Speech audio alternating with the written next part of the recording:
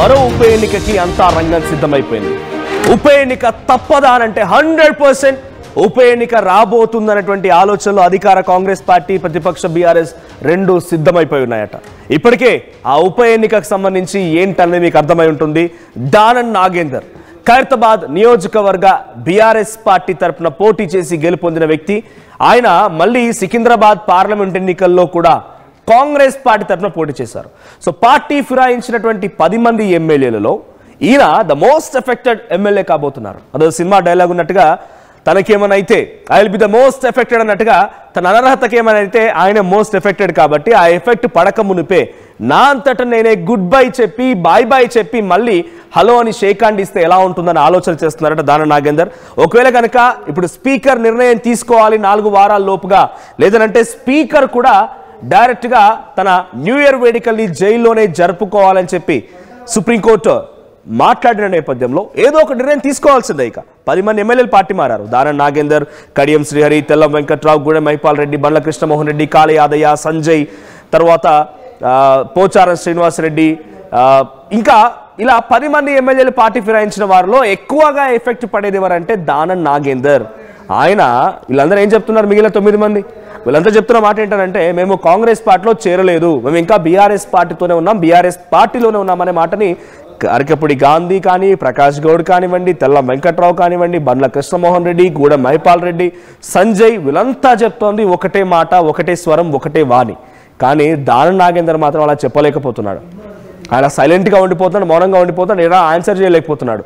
Anti defection law మొన్న Mukul Roy Kolkata west బెంగాల్కి సంబంధించినటువంటి BJP నేత, ఆయన బీజేపీ పార్టీ తరఫున గెలిపోయిన తర్వాత తృణమూల్ కాంగ్రెస్కి వెళ్తే డైరెక్ట్గా అక్కడ కలకత్తా హైకోర్టు ఏం చేసింది? స్పష్టంగా ఈయన యాంటీ డిఫెక్షన్ లాని పూర్తిగా ఉల్లంఘించి పార్టీ మారారు కాబట్టి ఈయనని అనర్హుడిగా గుర్తించండి.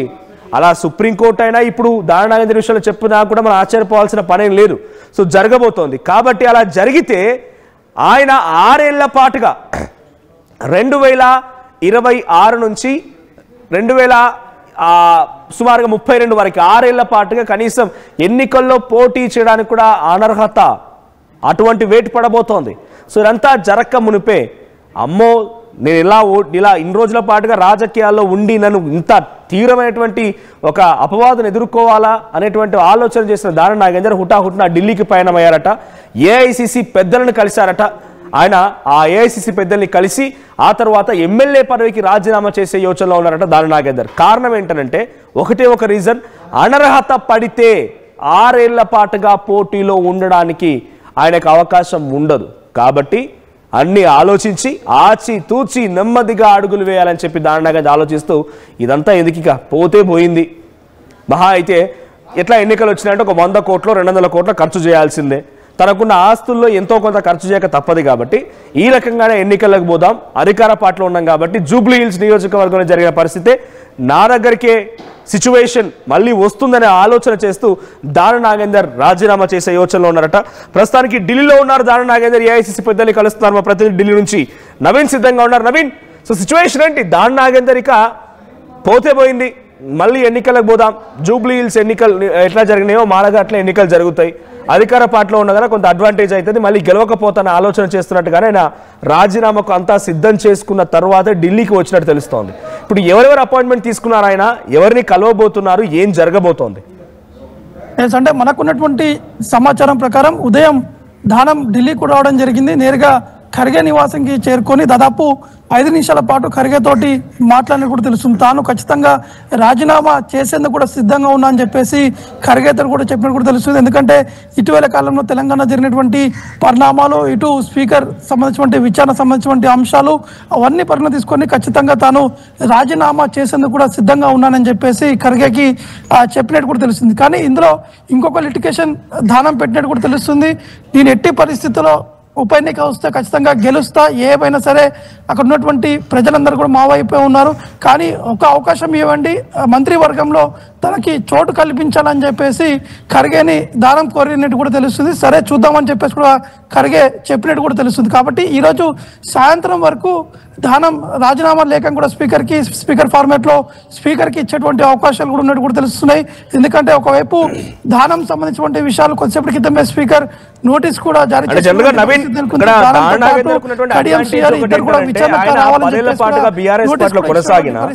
ఆయన రాజకీయ జీవితం మొదలైంది, రాజకీయంగా ఆయన ఒక స్థాయికి వచ్చింది, ఆయనకు గుర్తింపు వచ్చిందంటే కాంగ్రెస్ పార్టీలోనే. బీఆర్ఎస్ పార్టీకి వచ్చినాక పెద్దగా పదవులైనా అనుభవించలేదు. ఖైరతాబాద్ నియోజకవర్గ ఎమ్మెల్యేగానే ఉండిపోయారు. ఆయన కనీసం విప్పు కూడా ఇవ్వలేదు. ఆయన పెద్దగా హైదరాబాద్లో ఎంకరేజ్ కూడా చేయలేదు. బట్ అప్పుడున్న సిచ్యువేషన్లో యాప్ట్ అనుకున్నారు, అక్కడికి వెళ్ళారు, ఆయన గెలిచారు. తర్వాత 10 ఏళ్ల పాటు కొనసాగారు. మళ్ళీ సొంత గుడికి రాగానే మంత్రి పదవి ఆశిస్తున్నారు. జరుగుతుందా?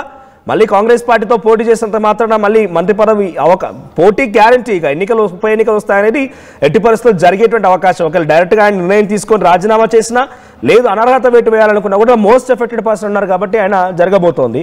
సో ఇప్పుడు కేవలం వచ్చింది నాకు మంత్రి పదవి ఇవ్వండి, నేను పోటీ చేస్తాను రకంగానే ఆయన మాట్లాడుతున్నారా?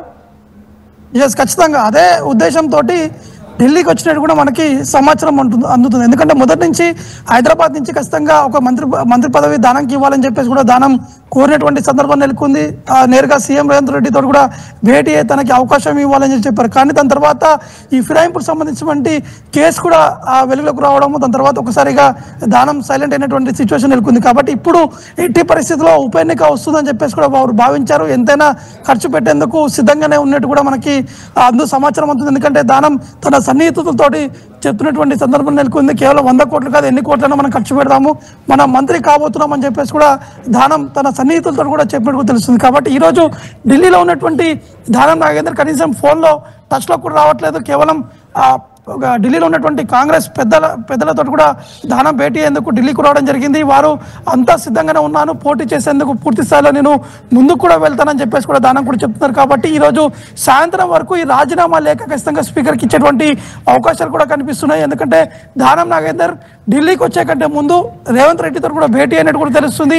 భేటీ అయినప్పటికీ ఖచ్చితంగా రాజీనామా చేయాలని చెప్పేసి ఇంటర్నల్గా ఈ యొక్క డిస్కషన్ జరిగినట్టు కూడా మనకి సమాచారం అందుతుంది. కాబట్టి ఇవన్నీ అంశాలు పరిగణన తీసుకొని దానం ఢిల్లీకి వచ్చి ఢిల్లీ పెద్దల్ని కూడా కలిసినట్టు కూడా తెలుస్తుంది. నవీన్, జనరల్గా కాంగ్రెస్ పార్టీ లాంటి ఒక జాతీయ పార్టీలో లాబింగ్స్ అనేది కామన్ గా వినిపించే మాట. సో ఈరోజు ఖర్గే ధరకు వచ్చారు దానం నాగేందర్ అంటే క్షేత్రస్థాయిలో ఇక్కడ కాంగ్రెస్ పార్టీలో అధికారంలో ఉన్నటువంటి పార్టీలో మంత్రులు కానీ ముఖ్యమంత్రి కానీ వీళ్ళని కోరే వచ్చారా, లేకపోతే వీళ్ళని ప్రమేయం లేకుండా డైరెక్ట్ గా తనకున్న యాక్సెస్ ఉపయోగించి ఖర్గేని కలిసారా? అంటే ఇప్పటి వరకు ఎవరికి టచ్ లోకి అయితే రాలేదు దానం. ఎందుకంటే మనం ఖర్గే నివాసాన్ని కూడా అనేక ప్రయత్నాలు చేశాము. అక్కడ దానం వచ్చేటువంటి ఆ వీసాస్ కావచ్చు క్యాప్చర్ చేసేందుకు కూడా మనం ప్రయత్నం చేశాం. కానీ అవుట్అవుటిన ఎయిర్పోర్ట్ రావడం, ఎయిర్పోర్ట్ నుంచి ఖర్గే నివాసం దగ్గరికి వెళ్ళినట్టు కూడా తెలుస్తుంది, అక్కడ భేటీ అయినట్టు కూడా తెలుస్తుంది. కాబట్టి ఇదంతా కూడా చాకచక్యంగా అంటే సైలెంట్ మోడ్లో ఈ యొక్క ఆపరేషన్స్ అనేది దానం చేస్తున్నట్టు కూడా మనకి సమాచారం ఉంటుంది. ఎందుకంటే ఒకవైపు కడియం శ్రీహరి ఆల్రెడీ అక్కడ ఉన్నటువంటి కార్యకర్తలు కూడా చెప్పడం జరిగింది, ఎట్టి పరిస్థితుల్లో ఎన్నిక వస్తే ఖచ్చితంగా పోటీ చేస్తాను, ఖచ్చితంగా గెలుస్తానని చెప్పేసి కూడా కడియం శ్రీహరి కూడా ధీమా కూడా వ్యక్తం చేస్తున్నారు. కానీ కడియం శ్రీహరి మాత్రం ఎక్కడ కూడా మంత్రి పదవి ఆశించట్లేదు. కానీ దానం ఒకరే ఈ మంత్రి పదవి ఆశిస్తున్నారు. కాబట్టి దీనికి సంబంధించినటువంటి లాబింగ్ చేసేందుకు కూడా ఢిల్లీకి వచ్చినట్టు కూడా మనకి స్పష్టంగా అర్థమవుతుంది. ఈ ఢిల్లీలో ఉన్నటువంటి 2-3 కాంగ్రెస్ పార్టీ సీనియర్ నేతలతో కూడా భేటీ అయ్యేందుకు ప్రయత్నాలు చేస్తున్నారు. ఒకరితోటి భేటీ అయ్యారు, మిగతా 2 ముఖ్య నేతలతో కూడా భేటీ అయ్యారు. అది ఎవరు అనేది కూడా మరి కాసేపు క్లారిటీ వచ్చేటువంటి అవకాశం కనిపిస్తుంది. ఎందుకంటే ఇదంతా దానం సైలెంట్ ఆపరేషన్స్ చేపడుతున్నారు కాబట్టి కొంత సమాచారం వచ్చేందుకు కొంత ఆలస్యం అవుతుంది. కాబట్టి ఖచ్చితంగా ఈ మంత్రి పదవి సంబంధించినటువంటి అంశాలపైన వారు ఫోకస్ పెడుతూ ముందుకు కూడా వెళ్తున్నట్టు కూడా తెలుసు. ఎందుకంటే ఒకవేళ స్పీకర్ ముందుకి హాజరవుతే ఖచ్చితంగా అనర్హత వేటు పడుతుంది. అనర్హత వేటు పడితే ఖచ్చితంగా 6 ఏళ్ల పాటు ఎన్నికల్లో పోటీ చేయకూడదు. కాబట్టి ఇదంతా లిటికేషన్స్ ఉంటాయి. కాబట్టి తానే రాజీనామా చేయడము, మళ్ళీ పోటీ చేయడం, మళ్ళీ గెలిచి ఖచ్చితంగా బతలాడుకొని ఢిల్లీ పెద్దల్ని బతలాడుకొని లాబింగ్ చేసుకొని ఈ యొక్క మంత్రి పదవి దక్కించుకునేందుకు ఈ యొక్క ప్లాన్ లో ఉన్నట్టు కూడా తెలుస్తుంది. Right, thank you Naveen. So మొత్తంగా ఖైరతాబాద్ నియోజకవర్గంలో ఉప ఎన్నికలు రావడం మాత్రం గ్యారంటీ కనబడుతోంది. సో ఖైరతాబాద్ నియోజకవర్గంలో ఉప ఎన్నికలు వస్తే మీ అభిప్రాయం ఏంటి, మీరెవరికి సపోర్ట్ చేస్తారని కూడా కామెంట్ చేసే ప్రయత్నం చేయండి. ఎందుకు దానం నాగేందర్ మాత్రమే రాజీనామా చేస్తున్నారనే దానికి ఇందాక నేను చెప్పినట్టుగా I will repeat again. So Danam Nagender, Kadiyam Srihari, Tellam Venkatrao, బండ్ల కృష్ణమోహన్ రెడ్డి, సంజయ్, పోచారం శ్రీనివాసరెడ్డి, కాళే యాదయ్య, ప్రకాష్ గౌడ్, అరకపూడి గాంధీ, గూడెం మైపాల్ రెడ్డి, నేను చెప్పినటువంటి ఈ 10 మంది ఎమ్మెల్యేలు కూడా పార్టీ ఫిరాయించి బీఆర్ఎస్ పార్టీ నుంచి కాంగ్రెస్లోకి వచ్చిన వాళ్ళు. వచ్చిన దాంట్లో అందరూ ఓకే, 9 మందికి 9 మంది కూడా మేము ఏ పార్టీలో ఉన్నామనంటే బీఆర్ఎస్ అనేటువంటి మాటని చెప్పుకుంటూ ఉన్నారు. ఎక్కడ వాళ్ళు మాట దాటేయడం లేదు, ఆ అవకాశం కూడా లేదు. ఒకవేళ కాంగ్రెస్ అని చెప్పారంటే పుసుక్కున కాంగ్రెస్ అని అన్నారంటే కథమే వాళ్ళ పని, ఎందుకంటే యాంటీ డిఫెక్షన్ లా ఇంప్లిమెంట్ అవుతోంది. ఈ మధ్య కాలంలో మరీ ఇంకా భయపడిపోతున్నారు. వీరంతా కారణం ఏంటంటే బీఆర్ఎస్ అనేటువంటి మాటను బహిరంగంగా చెప్పుకుంటూ ఉన్నారు. వాళ్ళు ఎక్కడ కాంగ్రెస్ పార్టీ ఫ్లెక్సీలో తమ ఫోటోలు వేయనివ్వడం లేదు, కేసులు నమోదు చేస్తున్నారు. ఎందుకు రీజన్ అంటే ముకుల్ రాయ్ అనేటువంటి ఒక వ్యక్తి కోల్కతా వెస్ట్ బెంగాల్లో బీజేపీ పార్టీ తరఫున బీ ఫామ్ పై గెలిచి తృణమూల్ కాంగ్రెస్ మమతా బెనర్జీ పార్టీలోకి వెళ్ళిపోయాడు ఆయన.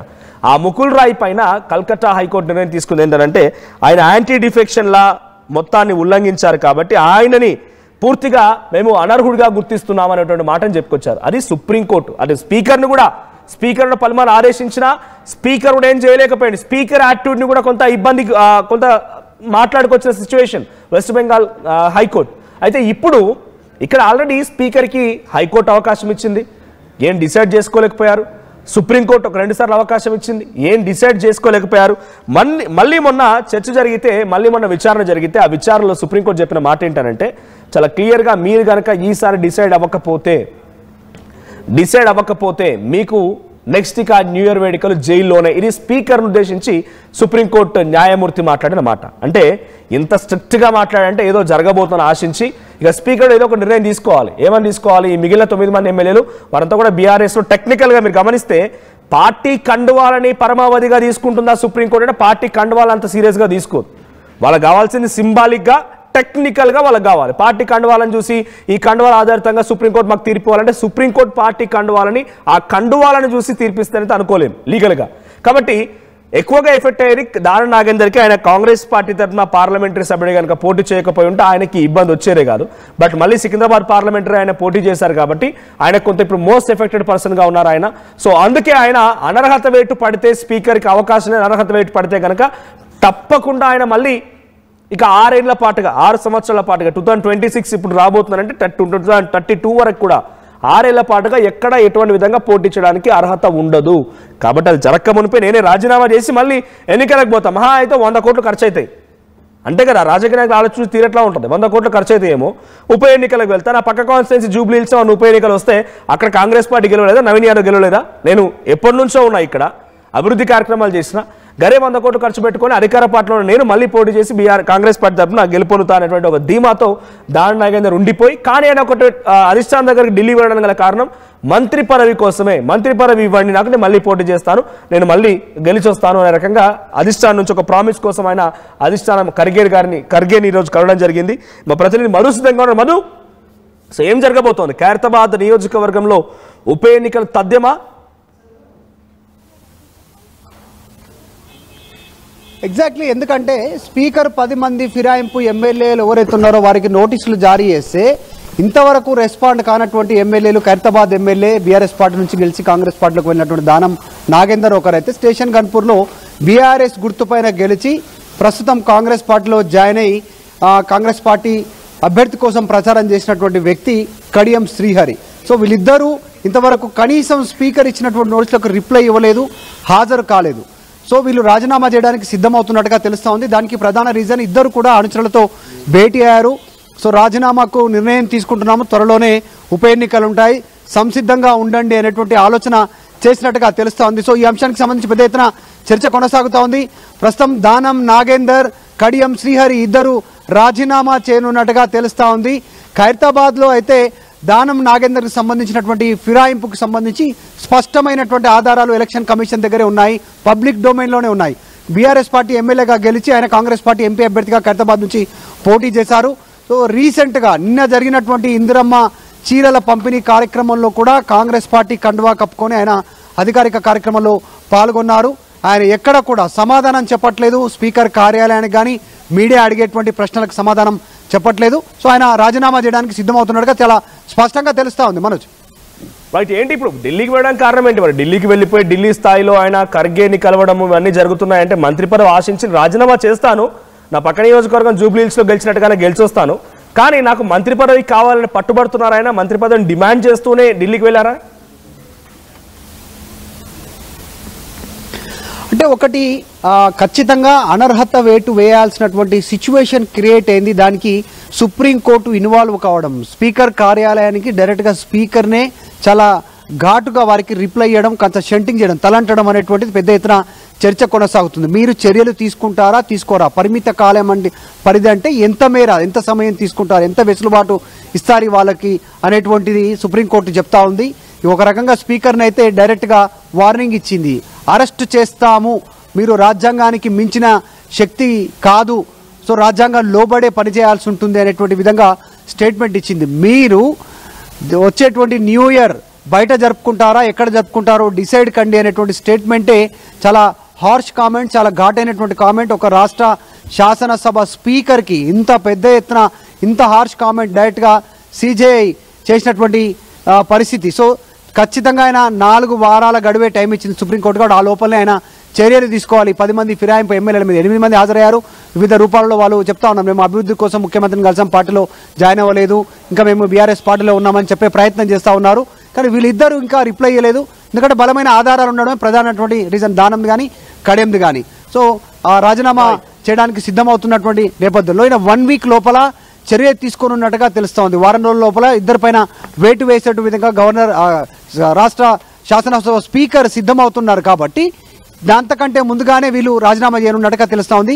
ఒకవేళ వేటు పడితే ప్రత్యక్ష రాజకీయాలకు వీళ్ళు 6 సంవత్సరాలు దూరంగా ఉండేటువంటి అవకాశం ఉంటుంది. కనీసం వార్డు మెంబర్గా కూడా పోటీ చేయడానికి లేదు 6 సంవత్సరాలు వేటు పడితే.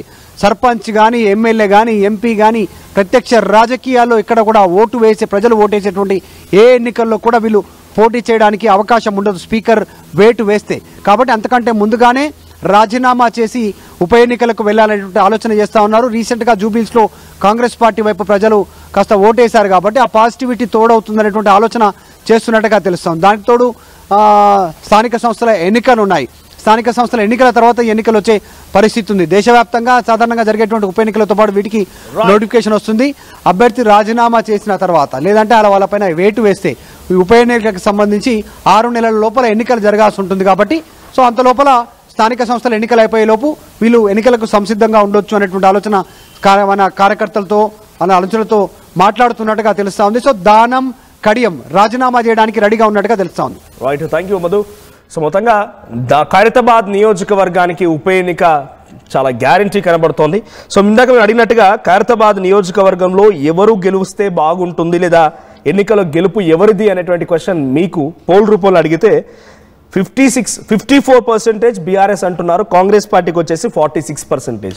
సో దానం నాగేందర్ చాలా ఏళ్ళుగా అదే నియోజకవర్గంలో ఎమ్మెల్యేగా ఉంటూ ఉన్నారు. సో గతంలో కాంగ్రెస్ పార్టీలో నుంచి ఉన్నా, ఇప్పుడు బీఆర్ఎస్ పార్టీలో నుంచి ఉన్నా, ఇప్పుడు మళ్ళీ కాంగ్రెస్ పార్టీలో చేరిన ఖైరతాబాద్ నియోజకవర్గాల నుంచి ఉన్నారు ఆయన. మరి ఇప్పుడు ఏం జరగబోతుందో చూడాలి. దానం నాగేందర్ అక్కడ రాజీనామా చేయడం అయితే గ్యారంటీ. ఉప ఎన్నికలు రాబోతున్నాయనే చర్చ పెద్ద ఎత్తున జరుగుతోంది. అది కూడా ఉప ఎన్నికలు 100% జరగబోతున్నాయి. కానీ మీ సపోర్ట్ ఎవరనేది మీ చేతిలో ఉంది. జూబ్లీహిల్స్ నియోజకవర్గంలో మాదిరిగానే నేను కూడా ఇక్కడ గెలుస్తాను, మంత్రి పదవి నాకు అవకాశం ఇవ్వండి అని చెప్పి ఢిల్లీలో అధిష్టానం ఖర్గే దగ్గరికి దానం నాగేంద్ర వెళ్ళినట్టు తెలుస్తోంది. సో మీ అభిప్రాయం ఏంటి? ఎవరికి సపోర్ట్ చేయాలనుకుంటున్నారు? కామెంట్ చేయండి.